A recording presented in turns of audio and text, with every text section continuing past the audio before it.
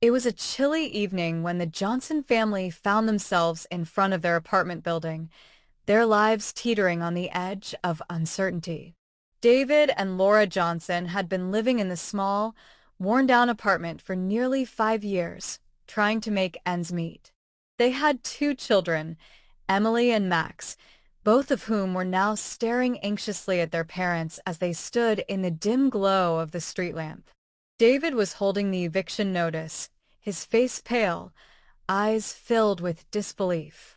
The letter, signed by the landlord, Mr. Gregor Wells, had arrived earlier that morning. The notice was cold, formal, and devoid of compassion. You have violated the terms of your lease. Vacate the premises immediately. Laura, in her confusion, kept asking him to read it again. David, this can't be right, she said, her voice trembling. We always paid our rent on time. Why would he do this to us? David looked at the letter again, his hands shaking. The reason for the eviction was listed as non-payment, but David knew they had paid every single bill. Something was off. He had always suspected Mr. Wells to be a greedy and manipulative man, but this was beyond what he had imagined. The family had been struggling lately. David had lost his job at the factory a few months ago, and while he had managed to find a part-time gig as a delivery driver, it wasn't enough to make ends meet. But they had always managed to make their rent payments, scrimping and saving where they could. Yet here they were, being thrown out with nowhere to go. David made up his mind that he couldn't let Mr. Wells get away with this. He was going to fight back, but he had no idea just how far Mr. Wells' greed would take him, or the lengths to which he would go to make sure the Johnsons lost everything. The family gathered their things, deciding to stay with Laura's sister for the time being. The kids were upset, asking questions about where they would live next, but David and Laura didn't have answers. As they left the apartment, a shadowy figure watched from the upstairs window, Mr. Wells himself. His eyes gleamed with cold satisfaction. What neither the Johnsons nor Mr. Wells knew was that this was just the beginning of something much darker. The next day, David spent hours trying to figure out how to confront Mr. Wells. He called the local housing office, but they told him there was nothing they could do. The eviction notice was legal, and he had no grounds to challenge it. Feeling defeated but desperate, David decided to pay Mr. Wells a visit. The building, which once felt like home, now seemed like a fortress guarded by the landlord's cold, steely eyes. Mr. Wells was a middle-aged man, dressed in expensive suits that only accentuated his arrogance. He had always acted superior to his tenants, but David had never imagined the lengths he would go to in order to take advantage of them. David rang the bell at the front door, and after a long, tension-filled wait, Mr. Wells opened it. His smirk was instant, a gleam of satisfaction in his eyes as he saw David standing there. "Mr. Wells, we need to talk," David said, his voice steady but his heart racing. "There's been a mistake. We paid our rent on time. We have the receipts." Mr. Wells crossed his arms, leaning against the doorframe. "I'm afraid your receipts are worthless," he said with a dismissive tone. "You see, the rent has always been paid under one condition, that you keep the property in good condition. You didn't, and that's why I'm evicting you." David was stunned. "What are you talking about?" "We've kept the apartment clean. We've made every repair we could afford." Mr. Wells chuckled darkly. "I've had complaints about your apartment for months. The plumbing's outdated, the walls are cracked, and the windows don't seal properly. And do you think I don't notice the late-night parties you've been throwing? Your neighbors are tired of the noise. I've decided it's time for you to go. Don't bother trying to argue." David could feel his blood boiling. "You're lying. We never threw any parties. And we've fixed everything we could." Mr. Wells' smile faded, replaced by a cold stare. "I don't have time for this," he said, slamming the door in David's face before he could say another word. As David stood there in shock, he realized something far worse was going on. Mr. Wells wasn't just evicting them because of minor issues. This was personal. David had heard rumors about Mr. Wells' shady dealings before, but now he was certain.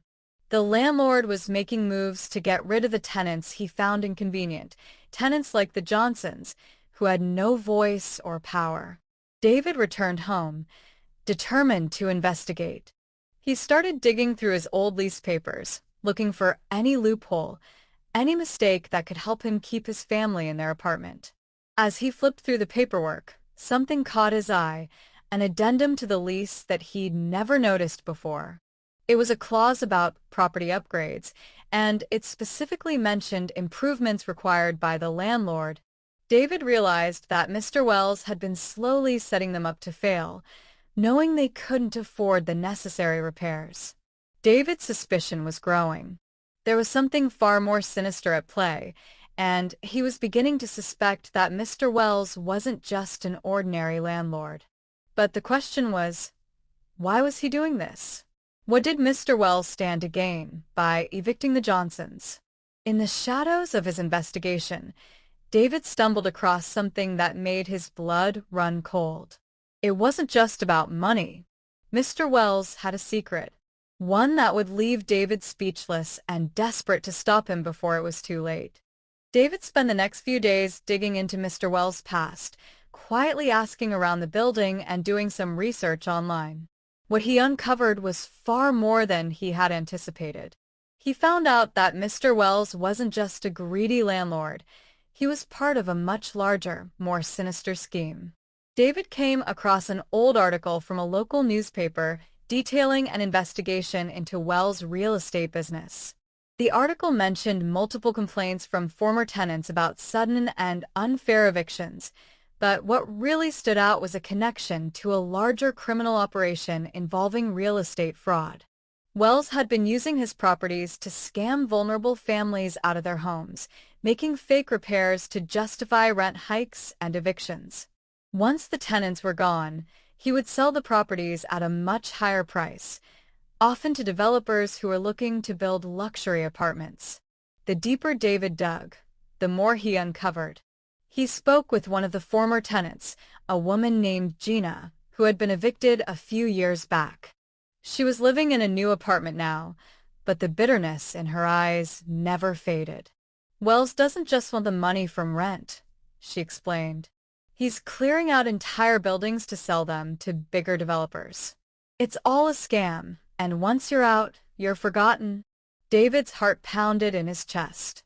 The eviction wasn't about a few unpaid bills or some minor issues with the apartment. Mr. Wells had been planning this all along. He needed the Johnsons out to make room for new tenants who would pay higher rent, and possibly for a buyer who would demolish the building and turn it into something more profitable. But that wasn't the worst part. As David continued his investigation, he uncovered a horrifying truth.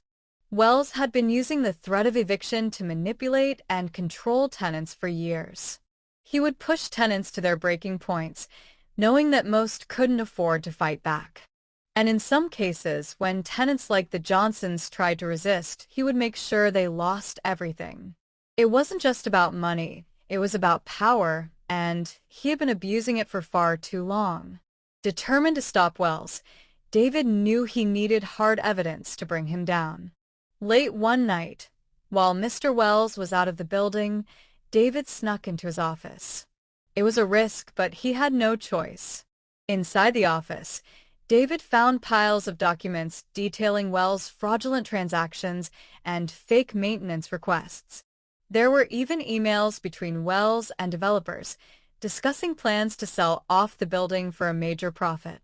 But the most shocking discovery was a list of names, tenants who had been evicted in the last few years. The Johnsons were on the list, but so were others who had faced the same fate. It was a pattern, and David now had the evidence he needed to expose Wells for the criminal he truly was. The next day, David took the documents to the authorities. It was a risky move, but he knew it was the only way to stop Wells from causing more harm. Within days, a full investigation was launched into Mr. Wells' business practices. As the news broke, former tenants came forward, sharing their own stories of manipulation and deceit. The pressure from the public and media was enough to force Wells into hiding, and his properties were quickly seized by the government. The Johnsons, along with other former tenants, were eventually compensated for the harm they had suffered.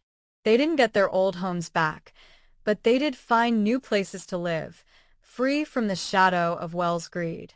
As for Mr. Wells, he was eventually arrested, facing charges of fraud, exploitation, and conspiracy. The ending, however, wasn't just about David's victory. It was about the community that came together to fight back. The Johnsons, who had once been powerless in the face of a manipulative landlord, now stood as a symbol of resilience, showing that even the most vulnerable could make a difference when they refused to back down. And though David would never forget the nightmare that Wells had caused, he found peace in knowing that justice had finally been served.